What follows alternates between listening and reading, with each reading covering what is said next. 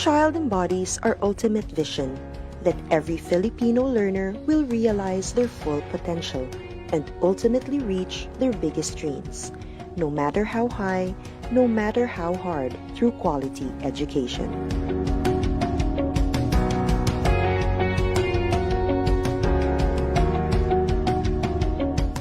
And as our learners aim to soar, we must continue to elevate our goals.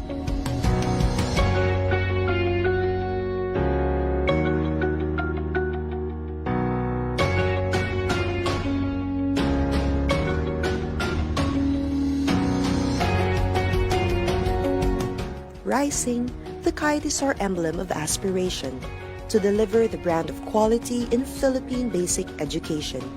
The quadrants of the soaring kite symbolize the key reform areas in forwarding this cause, as we embark on this aggressive reform to yield upskilled teachers, well-developed curriculum, improved learning environment, and responsive multi-stakeholder cooperation. Using the colors of our flag, the logo symbolizes our unity and serves as a reminder that it takes a nation to educate a child. Together, we as a nation will have to move forward and gain more momentum so that our vision of quality basic education for all shall take flight.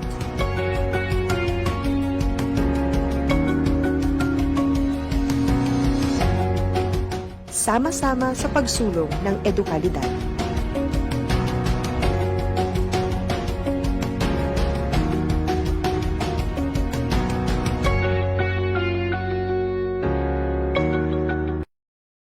Well, hello, Mrs. Morgan. Remember how hard it was to get your students' attention?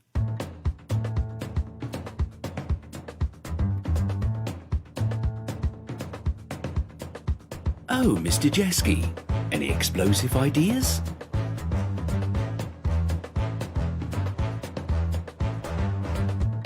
And you, Mr. Fisher, the world keeps turning, right?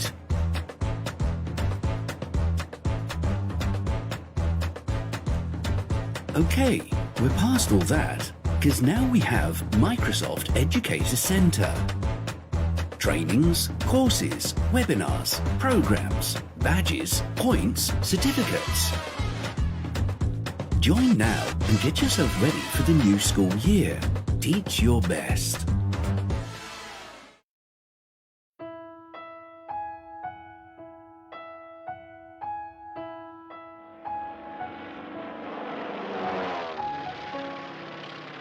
Nang sumiklab ang giyera sa Marawi, maraming buhay at kabuhayan ang nawala. Maraming kabahayan at paaralan ang napinsala.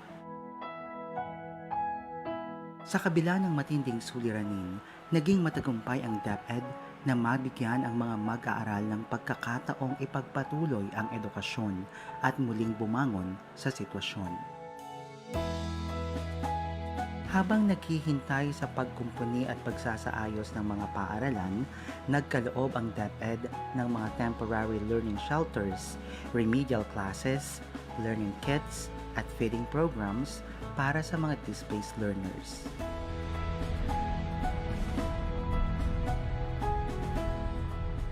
Nabigla ang lahat sa pag-alboruto ng Bulkang Taal.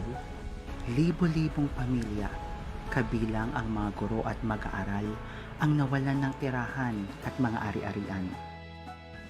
Mabilis ang naging tugon ng DepEd upang makapagpatuloy sa pag-aaral ang mga apektadong mag-aaral. Sinikap ng mga guro na turuan ang mga mag-aaral na pansamantalang tumuloy sa evacuation center.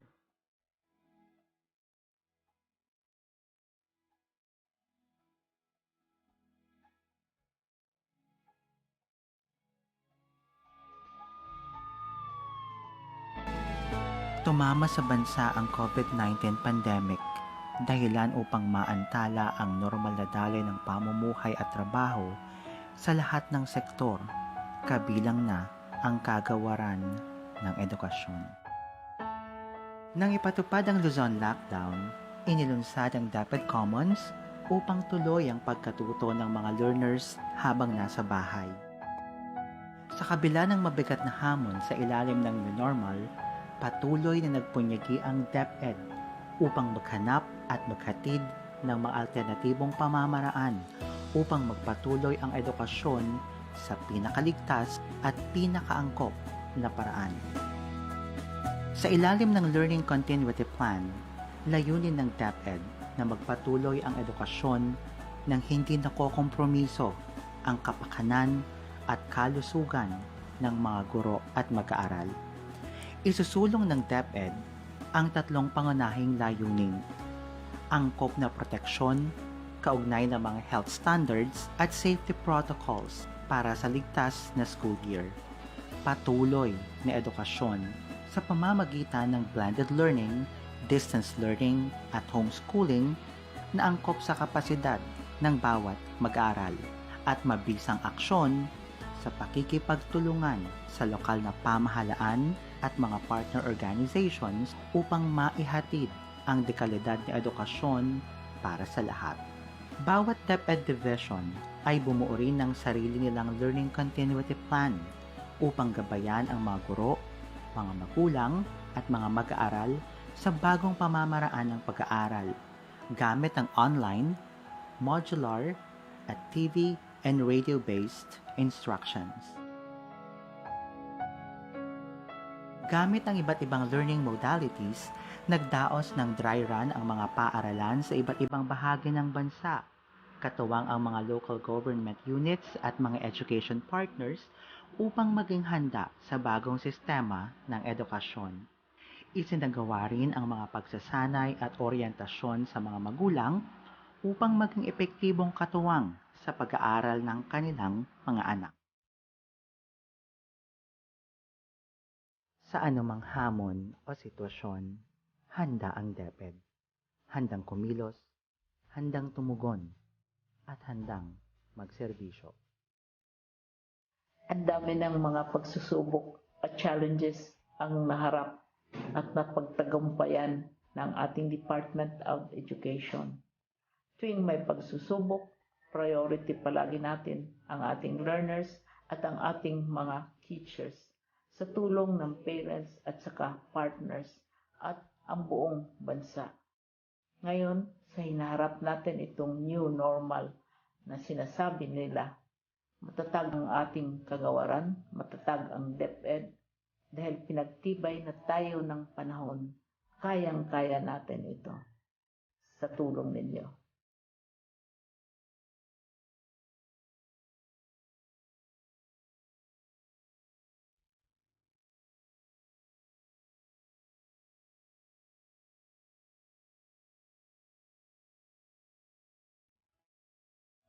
G'day everyone, I'm Mark.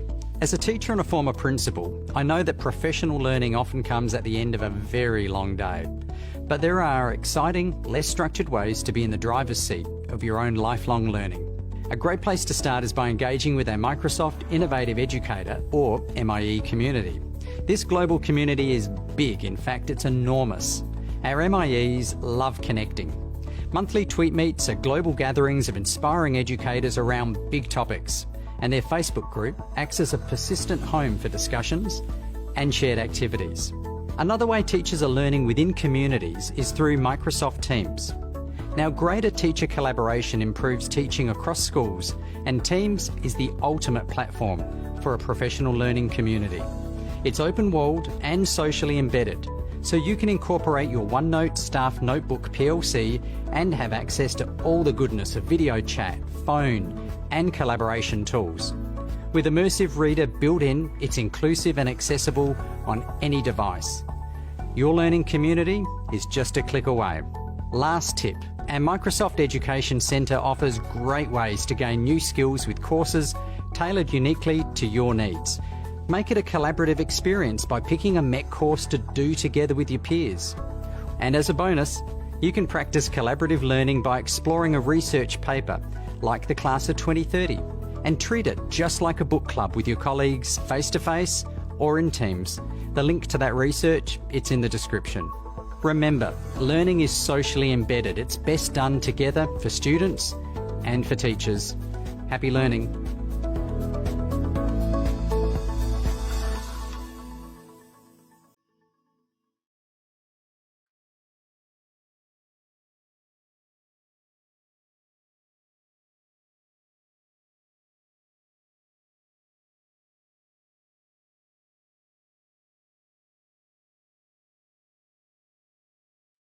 Year 2020 brought new beginnings for the Department of Education.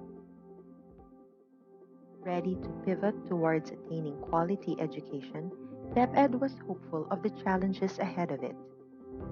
But as DepEd continued to work on its commitment, the world suddenly faced a steeper dilemma. Around the globe, countries like the Philippines had to shift their priorities to respond to a public health crisis brought by COVID-19. Schools had to be closed, activities had to be halted, graduation ceremonies had to be canceled, as people were urged to stay at home. A new normal dawned upon us. As soon as DepEd realized the impact of these disruptions in education, it began to proactively craft its learning continuity plan last April to ensure that learning opportunities will still be available. Consulting with partners and advisors through the Education Forum, as well as legislators, teachers, parents, learners, and the general public, DepEd made sure its LCP encompasses the concerns of the whole education sector in responding to the crisis. Its topmost priority being the protection of the health, safety, and well-being of learners, teachers, and personnel. To make informed decisions, DepEd first analyzed relevant data and epidemiological picture for the incoming school year. DepEd also issued guidelines on its required health standards to be adopted in all public and private schools and DepEd offices following DOH and IATF protocols. It covers 4 COVID-19 mitigation objectives, namely, to increase physical and mental resilience, reduce transmission, reduce contact, and reduce duration of infection. The LCP also outlined how learning continuity will be ensured.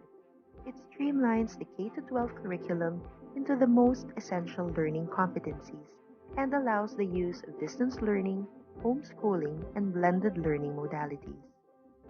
Since conducting face-to-face classes will be a risk in most areas, DepEd has anchored its delivery of education to modular, online, TV and radio, or a combination of all. Guided by teachers, modular learning will allow learners to use self-learning modules in a format applicable to learners' capacity. In online distance learning, teachers will facilitate and engage learners' participation through the internet, whether synchronous or asynchronous. TV and radio-based instructions, on the other hand, are converted lessons fit for the broadcast medium. The LCP assures that all our learners, including our SPED, ALS, Madrasa students, can still access education even within the confines of their homes, and ensures that their household capacity will not hinder their right to education. To make this possible, our joint Brigada Eskwela and Oplan Balik Eskwela is assisting the preparations for the rollout of the LCP. On May 8, the LCP was approved by the IATF. The President also gave it his full support and expressed his commitment to meeting the financial demands of its execution. The implementation of the LCP will not be easy. It is not a perfect plan, and complications can be expected along the way. But extraordinary times call for extraordinary and proactive measures, and the Department of Education is ready to address the challenges along the way with the help of our national and local government, partners, parents, and learners. As one nation, learning opportunities shall be available in this brave new world for our Filipino children.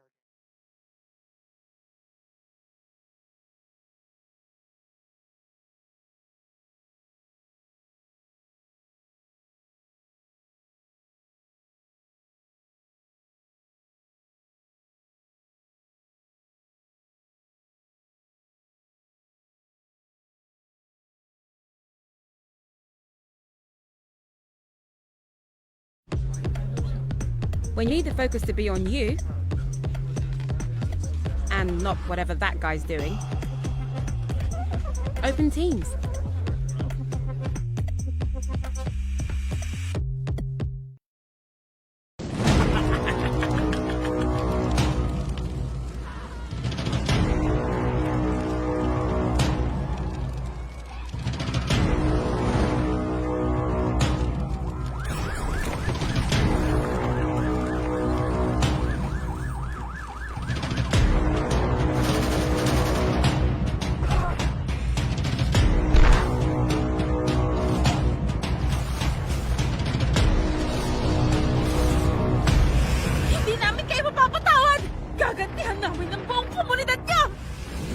Subukan mo!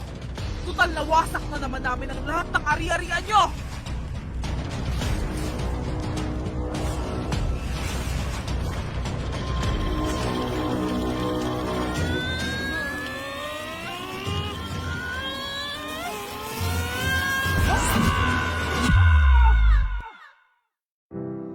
Sa totoong buhay, totoo ang pinsala ng giyera. Mula noon hanggang ngayon. Para limitahan ang kalupitan ng giyera, nagkaisa ang mga bansa 70 taon na ang nakalipas upang itaguyod ang Geneva Conventions. Ang Geneva Conventions ay kinikilala ng buong mundo bilang bahagi ng international humanitarian law na nagtatakda ng mga patakaran ng giyera o the rules of war. Ayon dito, huwag gawing target ang mga sibilyan at kanilang mga ari-arian. Tratuhin sa makataong paraan ang mga nabilanggo at protektahan ng mga doktor, nurse at mga ospital para paglingkuran ang mga sugatan at may sakit saan man panig sila nagmula. Alamin ang Geneva Conventions. Bisitahin ang www.therulesofwar.org.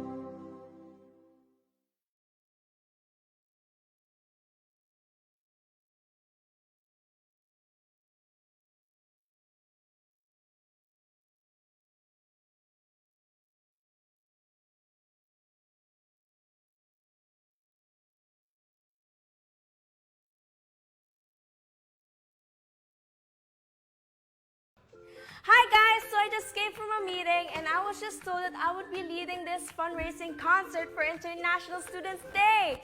And I have to present the plan to the school board next week. Okay, I'm going to need some help. Let me create a team space and invite my dream team. Sia, she knows all about the budgeting and stuff. Ivan, he knows all the kids from the performing arts group.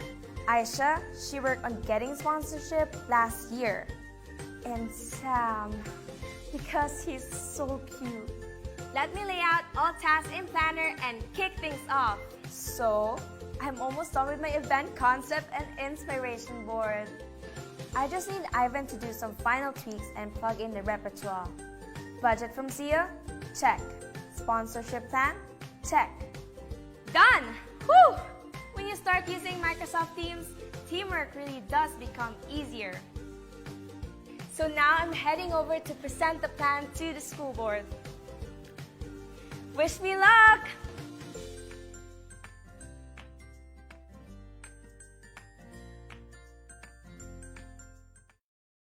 De Luna, Present! Herrera, Present! Valera. Present! Handa ba tayo sa school year 2020? Present! Ngayong taon, ang edukasyon tuloy pa rin. Sa tulong ng DepEd, mga guro at mga magulang, ang handang isip, handa bukas. Tuloy-tuloy ang pag-aaral. May mga modules para sa iba't ibang antas. Sa government TV, maging sa radyo. Mahalagang ligtas ang ating mga estudyante at guro. Kaya kahit nasa bahay, tuloy ang edukasyon. Kung tulong-tulong, may paraan, may aralan. Handang isip, handa bukas. Bisitahin ang DepEd Philippines sa Facebook at ang deped.gov.ph.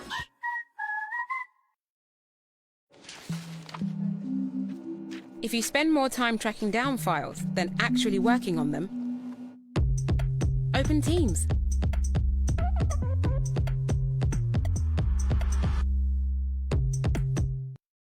Handa ka na bang magpabakuna? Narito ang mga paalala at hakbang na gagawin sa proseso ng pagbabakuna. Bago ang pagbabakuna, kinakailangan mo nang dumaan sa pre-vaccination screening. Kinakailangan kumuha muna ng medical clearance sa doktor ang mga kabilang sa special population tulad ng mga sumusunod. May autoimmune disease, may cancer, may HIV, sumasailalim sa transplant operation, kasalukuyang umiinom ng steroids, mga pasyenteng may taning na ang buhay dahil sa karamdaman o nakaratay na lang sa kama o bahay. Kapag ikaw ay nabigyan na ng medical clearance mula sa iyong doktor, narito ang mga dapat gawin bago ang araw ng iyong pagbabakuna. 1. Humingi ng schedule at lugar kung saan ka magpapabakuna sa iyong pinakamalapit na barangay health center. 2. Huwag kalimutan dali ng iyong government ID, proof of comorbidity o medical clearance, pati na ang face mask, face shield at hand sanitizer. Sa araw ng pagbabakuna, narito ang mga steps na dapat sundin. Step 1. Waiting area. Siguraduhin kayo ay pumunta sa tamang oras at petsa ng inyong schedule sa pagbabakuna. Hindi papayagan ng mga walk-in sa vaccination sites. Maupo sa bakanting upuan alinsunod sa tamang pagkakasunod na bilang. Hintayin na tawagin kayo para sa susunod na hakbang. Habang nag-aantay, sumunod sa minimum public health standards. Isuot ang face mask at face shield, sundin ang proper physical distancing at ugaliing maghugas at isanitize ang kamay. Step 2. Registration. Sundin ang mga patakaran ng inyong LGU o vaccination site sa pag-register at ipakita ang inyong government ID. Bibigyan kayo ng kopya ng informed consent form, health screening form at mga pamphlet tungkol sa bakuna na pwede ninyong basahin. Hintayin na matapos ang proseso ng registration bago pumunta sa susunod na hakbang. Step 3. Screening. Kayo ay isa sa ilalim sa health screening at tatanungin tungkol sa inyong kalusugan tulad ng history of COVID-19 exposure, history of vaccination, mga gamot na iniinom, kung may allergies at iba pa. Ito ay para makasiguro kung angkop para sa inyo ang magpabakuna sa kasalukuyan. Step 4. Health education. Makinig sa ibabahaging importanteng impormasyon tungkol sa pagbabakuna para sa COVID-19. Kung mayroon pa kayong ibang katanungan, sumangguni sa ating mga vaccination staff. Siguraduhin na pirmahan ang consent form na pumapayag kayong magpabakuna bago pumunta sa susunod na hakbang. Step 5. Vaccine administration. Ito ang panahon kung saan kayo ay babakunahan sa loob ng 1 o 2 minuto. Huwag kalimutan na kunin ang inyong vaccination card pagkatapos matanggap ang bakuna. Step 6. Observation. Alinsunod sa Department of Health, ang lahat na magpapabakuna ay kailangan manatili sa pasilidad ng 15 hanggang 30 minuto para obserbahan kung may hindi magandang nararamdaman. Ang ating medical staff ay nakatutok sa inyo para ma-monitor ang inyong kalusugan. Bibigyan kayo ng mga pangalan ng health facility o hotline kung saan pwedeng pumunta kung kinakailangan sumangguni dahil sa side effects ng bakuna. Pagkatapos ng pagbabakuna, huwag kalimutang gawin ang mga sumusunod. 1. Itanong ang mga nais mong malaman tungkol sa vaccine na binigay sa'yo. 2. Huwag kalimutan ang iyong vaccination card. 3. Alamin ang petsa ng second dose ng iyong pagbabakuna. 4. Kunin ang contact number o alamin kung sino ang dapat tawagan kung sakali mang ikaw ay nakadarama ng seryosong side effects. Narito rin ang ibang mga paalala na dapat tandaan. Siguraduhin bumalik sa schedule para sa pangalawang dose ng bakuna. Laging tatandaan na kahit nabakunahan ka na, ay huwag pa rin kalimutan sumunod sa minimum public health standards tulad ng pagsasanitize ng mga kamay, pagsusuot ng face mask at face shield, at pagdistansya sa iba ng 1 metro. Magmask, hugas, iwas, airflow. Ito ay para na rin sa ating proteksyon at sa proteksyon ng iba. Narito ang pagkakasunod-sunod ng mga eligible population na target mabakunahan.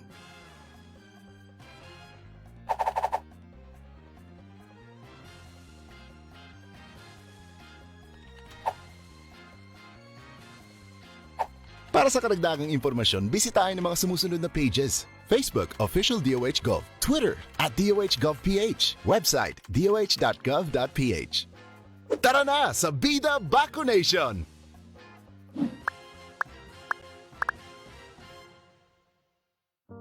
Sino ba ang hindi naapektuhan? Sino ba ang hindi nag-alala? Sino ba ang hindi nalito? Lahat tayo ay naapektuhan. Lahat tayo ay nag-aalala, lahat tayo ay nalito.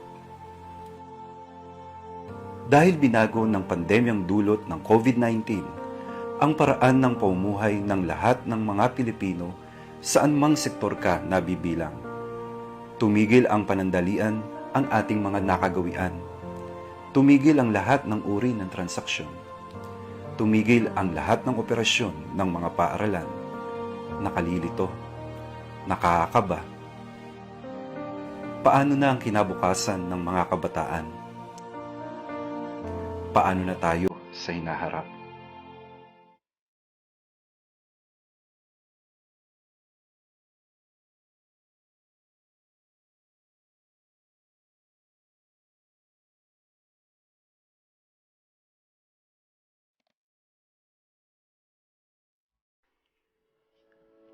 Opisyal na nilulunsad ng Kagawaran ng Edukasyon sa pangunguna ng Office of the Undersecretary for Curriculum and Instruction ang DepEd Teaches. Ito ay isang online na programa na gagabay sa mga guro, tagapangasiwa, magulang, at mag-aaral hinggil sa mga pagbabago sa batayang edukasyon ngayong new normal.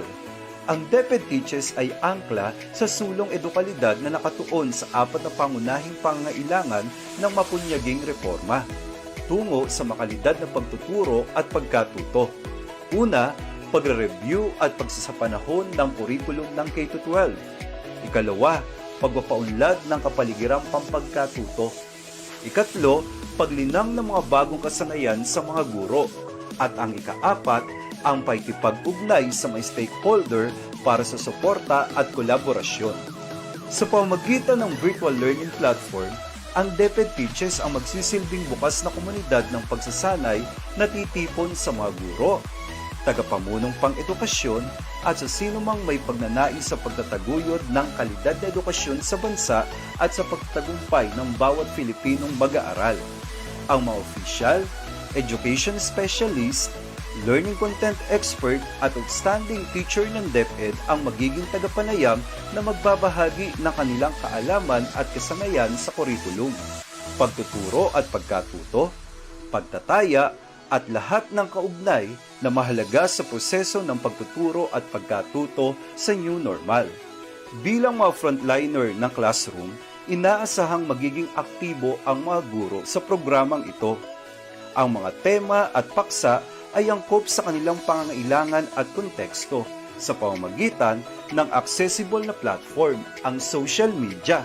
Sumali na sa OUCI family sa DepEd Teaches, kung sama-sama mapahuhusay pa ang mga guro, kung sama-sama higit na malilinang natin ang mga mag-aaral.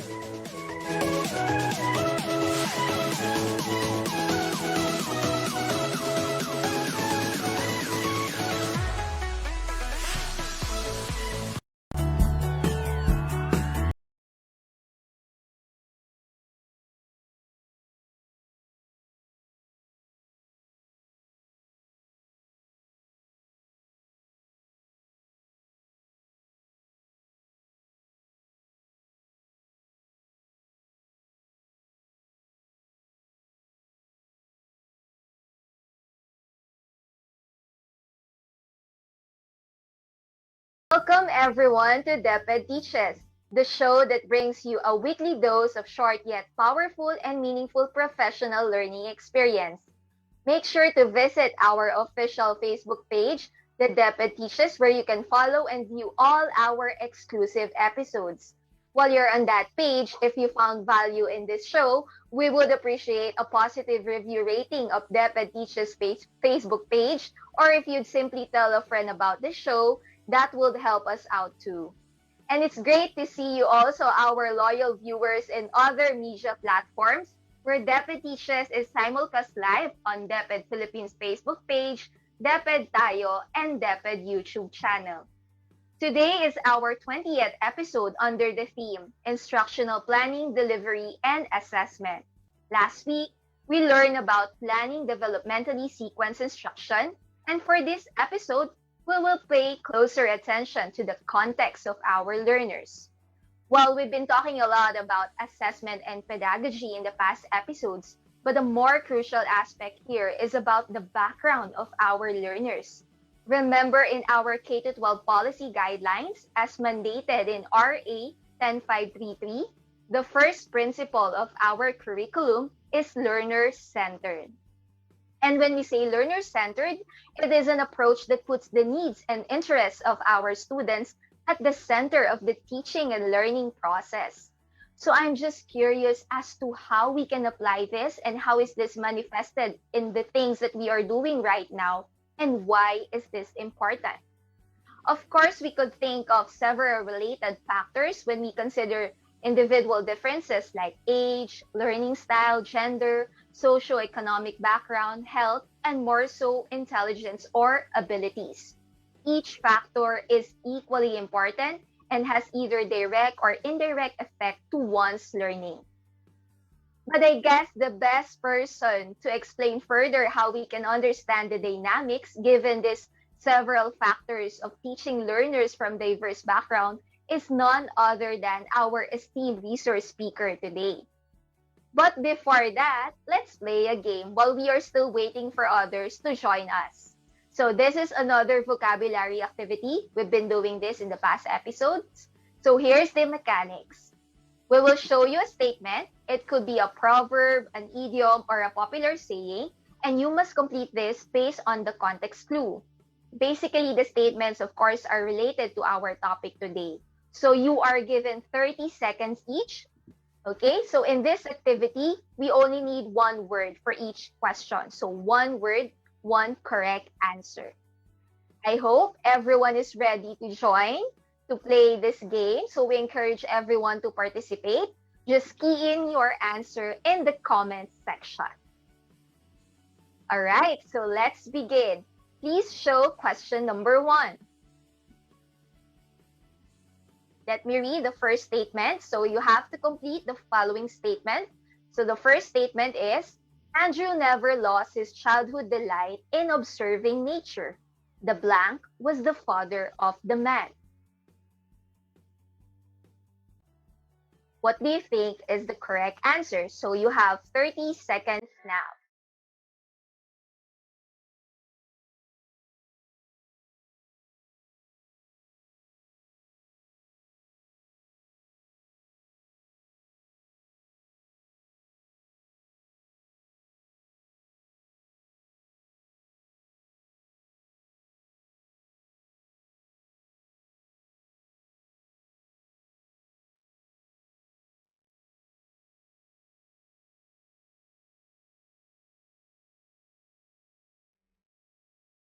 All right, so let's reveal the answer.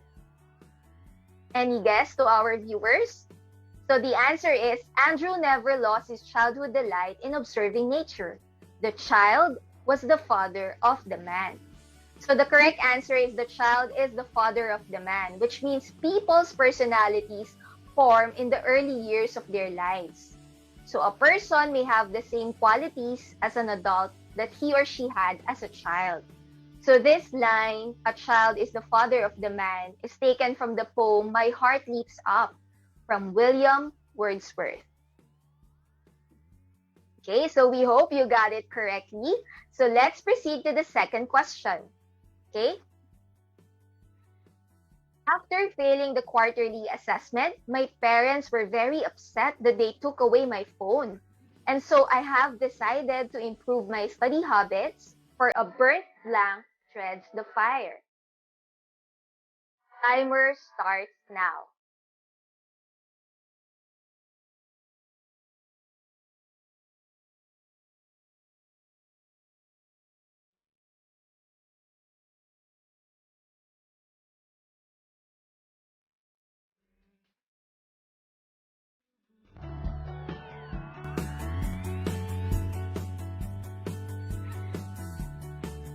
All right, so the correct answer, let's show them the correct answer. A burnt child dreads the fire. So this proverb means someone who has experienced some kind of negative situation or consequence, like when your phone was confiscated. Because of that, she will try to avoid making the same mistake or experiencing the same situation again. So a burnt child dreads the fire. Okay? Did you get it correctly? I hope so. So what about this third question? A complicated performance task like this is blank play for someone with superior intellect. Again, a complicated performance task like this is blank play for someone with superior intellect. 30 seconds begin now.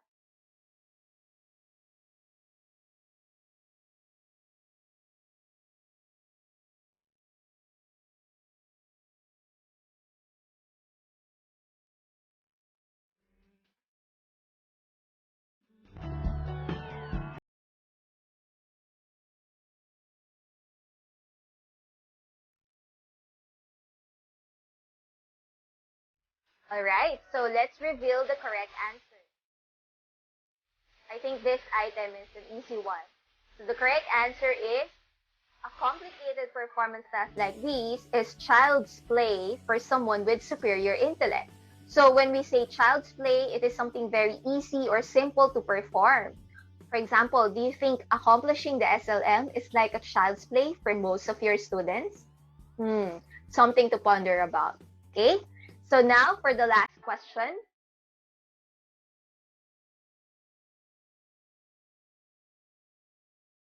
Alright, so teaching children is not an easy task, for there must be collaboration among family, school, and community. Indeed, it takes a village to raise a blank. 30 seconds start now.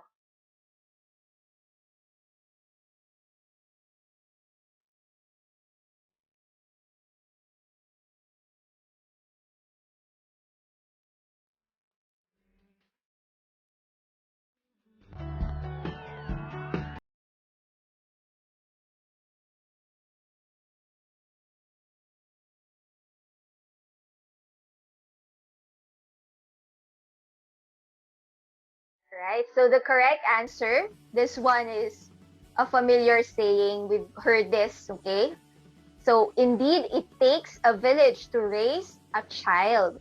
So this African proverb means that those who are raising a child need many people's help and support. It is not the sole responsibility of the parent or the teacher to teach the youth, but it is everyone's concern, everyone's business. So a short recap of the proverbs or saying we learned today are the following. So the child is or was the father of the man. A burnt child dreads the fire. Child's play. It takes a village to raise a child. Notice the common word in the following lines is the word child. And in today's presentation, our focus is understanding the context, background, and profile of our children, our learners, and how to address such diversity in the classroom. Without further ado, let us meet our resource speaker. Director Salustiano T. Jimenez was born on September 1, 1969 in Tugas, Getafe, Bohol. He is married to Miss Nilma Felicilda Jimenez with 5 children. After completing his Bachelor of Education as magna cum laude in the University of Visayas, he began his journey as an educator, serving as a high school teacher in the same university. Simultaneously, he took up his Bachelor of Laws and graduated in 1994. Recently, he is conferred with a Juris Doctor degree. He also finished graduate MA in Guidance and Counseling and Doctor of Educational Management. Having the passion to serve, he joined the Department of Education as a public school teacher in 1996, serving for a few years before rising from the ranks and becoming head teacher in 2002 and principal in 2005. The following year, he became the Education Program Supervisor for Private Schools in the Division of Cebu City. He was subsequently promoted to be the Assistant Schools Division Superintendent in the same division in 2008. After 4 years, he was appointed as the Schools Division Superintendent in the Division of Negros Oriental in 2012. Following 4 years of service as SDS of the Division of Negros Oriental, he became the OIC Assistant Regional Director of the Negros Island Region. A year after, he was transferred back to Region 7 as Assistant Regional Director before being the OIC Regional Director from July 1, 2019 up to February 2021. And now, appointed as a full-fledged Regional Director last February, the youngest Regional Director in DepEd Region 7. Ladies and gentlemen, please welcome the Regional Director of Region 7, DepEd Central Visayas, Director Salustiano T. Jimenez. Let's all give him a virtual round of applause.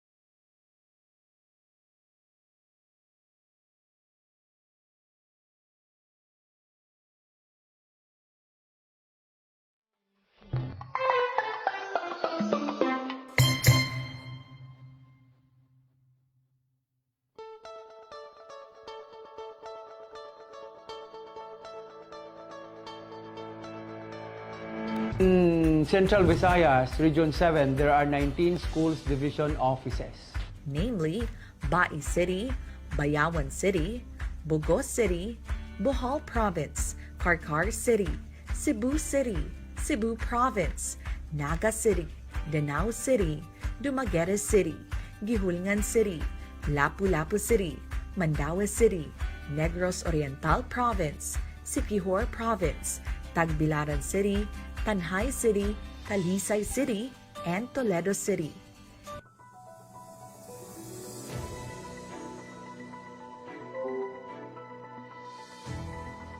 Mayong adlaw ninyong tanan gikan sa Region 7, Central Visayas. I would like to take this opportunity to thank Department of Education Philippines or DepEd Philippines team for the opportunity as resource speaker of episode 28, Understanding the Dynamics of Teaching Learners from Diverse Backgrounds. Likewise, greetings to our beloved Secretary Leonor Magiling Magtulis Briones, the Undersecretaries, Assistant Secretaries, Bureau Directors, Co-Regional Directors, beloved colleagues and teachers, viewers and friends. Today, we are being challenged in this pandemic. Nobody is spared for its effect. The DepEd is in the direction of moving heaven and earth to make sure that education must continue amidst crisis, as what our dear Secretary Leonor Magtulis Briones emphasized. We have been adopting and implementing several strategies that suit the call of times. The good thing is, all of us who are part of the Department of Education family is one force, each one put its piece in the puzzle to come up with an amazing whole. So today, we will be tackling and understanding the dynamics of teaching learners from diverse backgrounds. The big question is how to teach learners with different learning abilities. The question is how to teach learners with different learning abilities. Teaching learners with various learning abilities involves creativity, time, and a desire to understand how a learner learns best. So with the right tools, teachers can reach each of their learners no matter how different the styles of learning may be. So how can teachers teach a class of learners made up of different learning abilities? What needs are to be considered first? So with this, we have different, first, letter A is student assessments. So student assessment, one of the best places to start is by assessing learners both formally and informally. So help teachers identify a learner's individual academic skills, learning styles, and interest in mixed ability classroom. B is differentiated teaching. What is this differentiated teaching? Plan curriculum and course activities accordingly. Carol Ann Tomlinson explains that teachers using differentiated instruction vary their teaching methods in order to create the best learning experience possible. There are actually 4 differentiated teaching, 4 basic classroom elements. First is the content. So content is the actual material that learners need to learn within the curriculum. Next is process. Process are the projects or assignments that encourage learners to apply content in and outside of the classroom, like poster, short skit, or other options that allow them to work individually or in groups. So John McCartney recommends that teachers design 1 or 2 processes to give learners activity appropriate to their learning ability, and for teachers to determine who among the learners need additional instruction and who doesn't. Third one is products. These products are the projects or assignments that encourage learners to apply content in and outside of the classroom, like poster, short skit, or other options that allow them to work individually or in groups. Learning environment next. So this simply refers to the classroom environment and how it works well to learners. A classroom that will serve all learners no matter what their learning abilities are. Is the place quiet for them to concentrate and focus? Is it appropriate for a demonstration activity or an activity or a play? Dr. Tomlinson pointed out that some learners need to move around while others do better sitting quietly. Next, needs to be considered. We have letter C, the learning results. So, learners flourish because of the ability of the teacher to meet the learner's own learning level.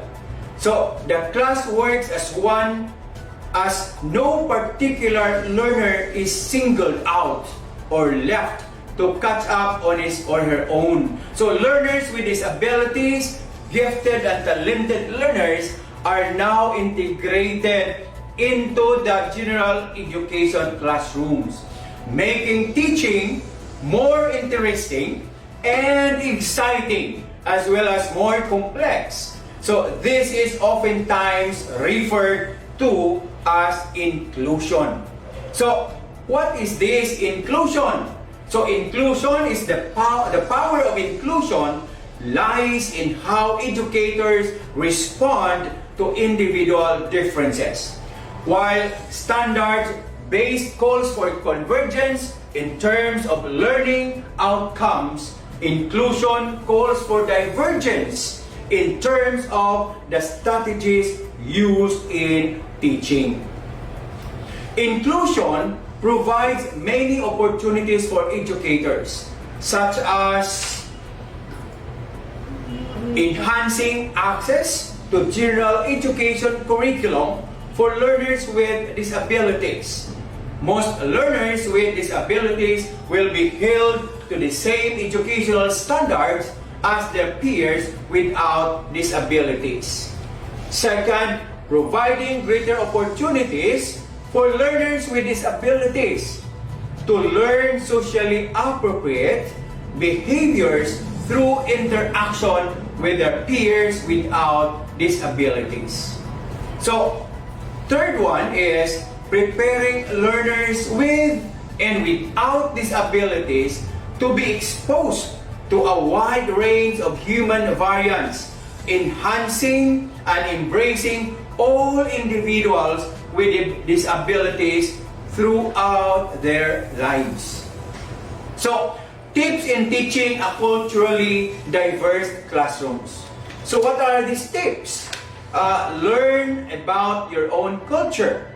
So understanding and respecting your own cultural backgrounds can help you best teach your learners of diverse backgrounds and respect their cultural roots. Second, learn about your learners' culture. Understand how your learners' cultures affect their perceptions, self-esteem, values, classroom behavior, and learning. So use that understanding to help them feel welcome, affirmed, respected, and valued. Third one is learn about learners' linguistic traits. Learn how learners' patterns of communication and various dialects affect their classroom learning and how second language learning affects their acquisition of literacy. The fourth one is learn about learners' linguistic traits. So, your knowledge of your learners' diverse cultures inform your teaching to increase their participation and engagement. The fifth one is use multicultural books and materials to foster cross-cultural understanding. So, in this, use multicultural literature, especially children's literature, to honor learners' culture and foster cross-cultural understanding. So, be open to a variety of instructional strategies as learners' cultures may make certain strategies, such as competitive games or getting learners to volunteer information. So, uncomfortable for them. So, sixth is that know about your learners' home and school relationships. Collaborate with parents and learning aid facilitators on children's literacy development, and don't rely on preconceived notions of the importance of literacy within your learners' families. Acquiring this rich store of knowledge may seem overwhelming, but whatever investment you can make will be worth the time and effort. So make it a long-term goal to build your knowledge of them one at a time. So at the very least, notice how your learners with diverse backgrounds react differently to various language and literacy teaching strategies, and be willing to modify your approach to find mutual success. So, next is that cultural diversity opportunities. So, what are these cultural diversity opportunities? So, provides opportunities for all learners to learn from other learners who are different. Cultural diversity gives learners a chance to learn about different languages, customs, and worldviews. Reduces also ignorance that comes from lack of exposure. Also provides opportunities for all learners to develop important skills in cross-cultural competence. Further, prepares learners to interact with diverse individuals in their school experiences better as they become adults in the workplace. So, another is that the classroom is a dynamic environment, bringing together learners from different backgrounds with various abilities and personalities. Also, being an effective teacher, therefore, requires the implementation of creative and innovative teaching strategies in order to meet learners' individual needs. Strategies now will proceed to strategies to inspire classroom practice. So as a teacher, there is no one-size-fits-all solution. So here is a range of effective teaching strategies you can use to inspire your classroom practice. So what are these? One is visualization. We have visualization, of course, no? You know, visuals. Then cooperative learning. So about cooperation. Then inquiry-based instruction. Next is differentiation. Technology in the classroom, behavior management, professional development. So, in visualization, it brings down academic concepts to life with visual and practical learning experiences, helping your learners to understand how their schooling applies in the real world. Examples include using the interactive whiteboard to display photos and videos, allowing them to move through classroom experiments and local field trips. Next is the cooperative learning. So, encourage learners of mixed abilities to work together through small group or whole class activities. also expressing their ideas and responding to others will help them develop their self-confidence as well as enhance their communication and critical thinking skills, which are vital throughout life. Examples include solving mathematical puzzles, conducting scientific experiments, and short play to incorporate cooperative learning in classroom activities.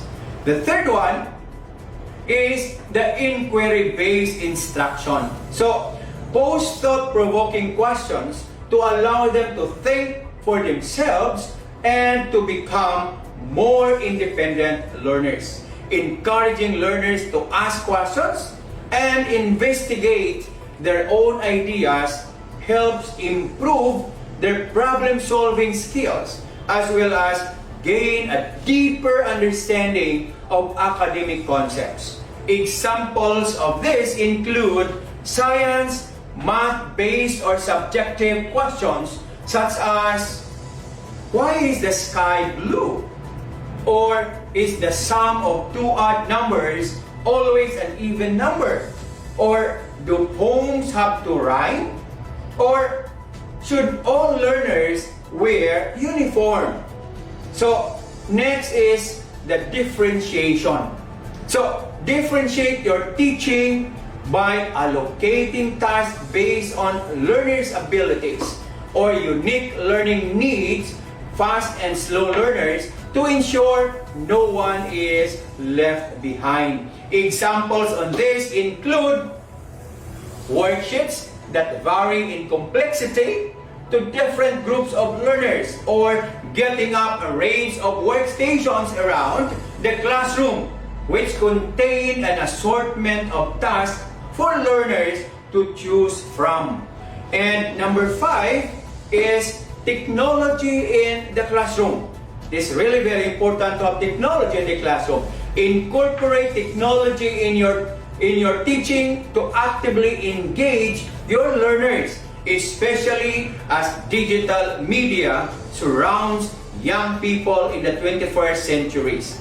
Examples of this include interactive whiteboards or mobile devices to display images and videos which help learners visualize new academic concepts, physically engage during lessons, and research ideas, making them more independent.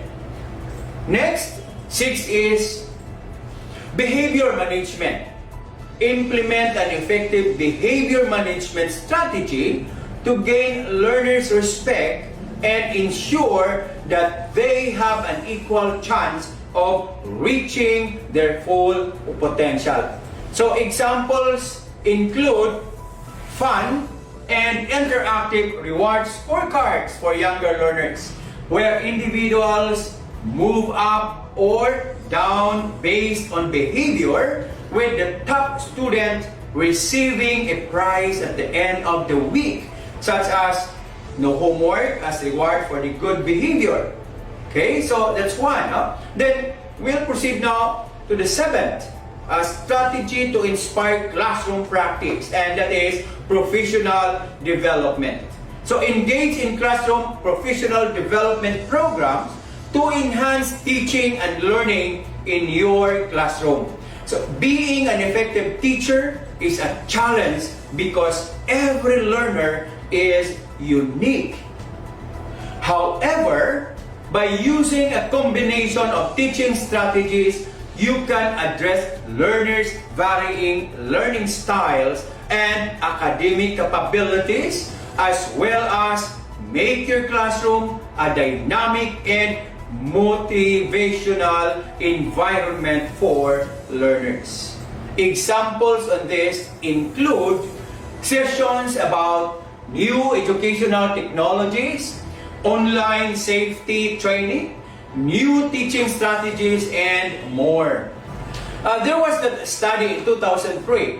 Now, Andrea Honingsfield and Rita Dawn in the Journal of Educational Research concluded that there are observable gender-based patterns Now, patterns of differences in learning styles between males and females. So this implies that teachers need to choose teaching strategies that consider differences in learning styles in order to maximize instructional outcomes. So actually there are 4 learning style differences between males and females. Now this one for the boys, more visual and spatial, while for the girls, more auditory. For boys, kinesthetic and tactual learners, while for girls, fine with lecture style learning.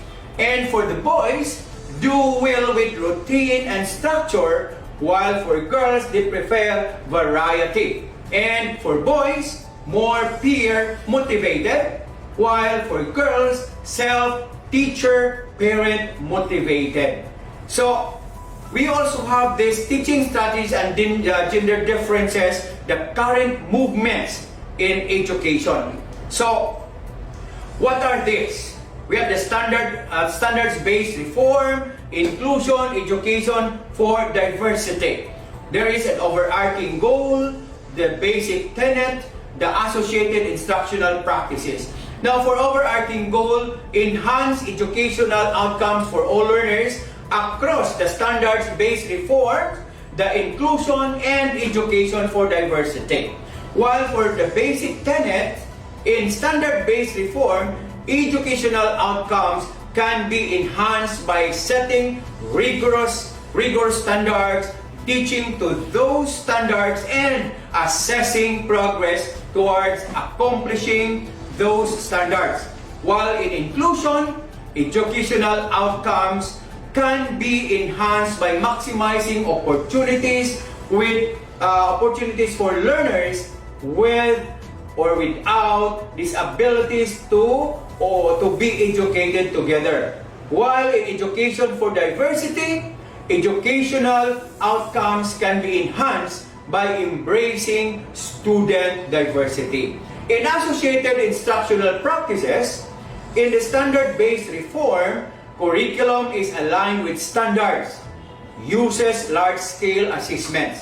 While in inclusion, it's differentiated instruction and universal design.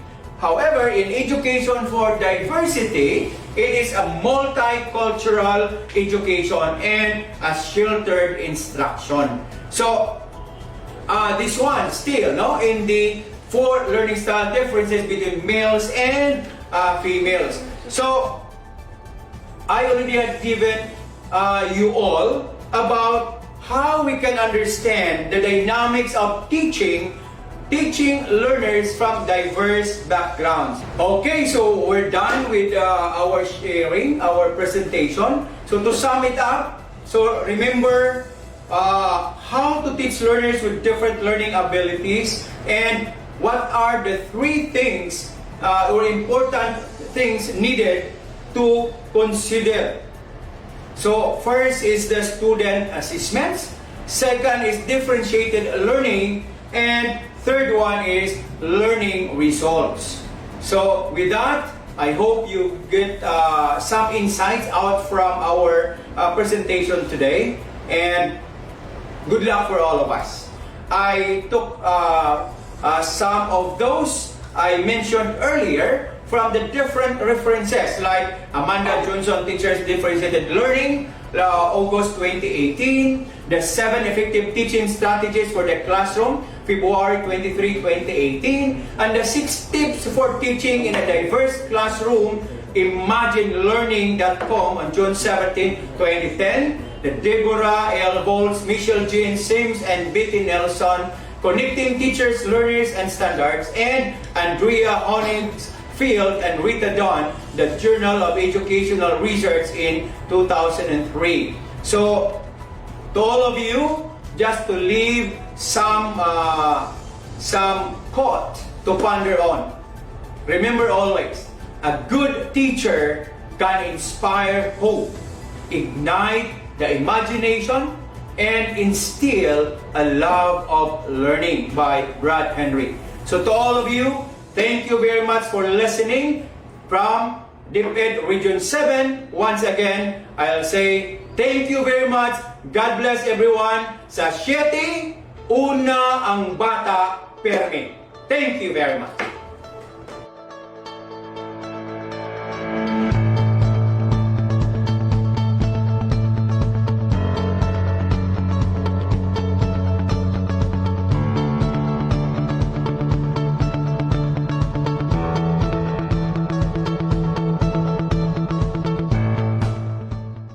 We love, we serve, with the heart and the smile. Sa DepEd, una ang bata, permi.